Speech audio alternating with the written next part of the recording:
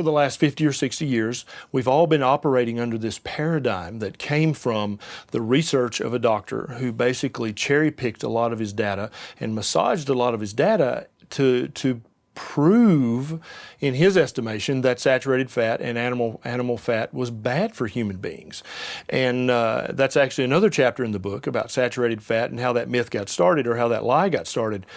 But basically, the human body needs saturated fat, good quality fats, because as we said earlier, every cell membrane in your body has to have cholesterol to function properly. Without it, your cells won't function properly, and that can lead to disease on a cellular level.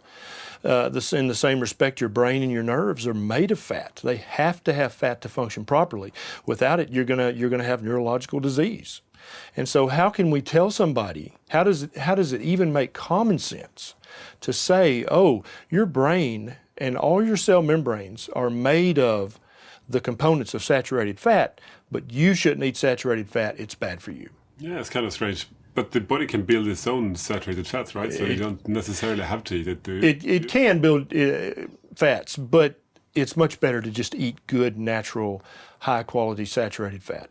But isn't it, I mean, I'm just playing the devil's advocate, but isn't it going to raise your cholesterol and that's going to give you heart disease, right? That's the idea. That's a great question. So total cholesterol, we thought for decades, was a marker of an increased risk in heart attack and stroke. And so that's why so many doctors told this lie to their patient. Stop eating saturated fat or it'll give you a heart attack, right? Or if you insist on eating saturated fat, I'll have to give you this medication that'll lower your cholesterol so that you won't have a heart attack or a stroke. Doctors really don't care what your total cholesterol is. We cared about cholesterol because we thought erroneously that it was a marker for an increased risk of heart attack and stroke.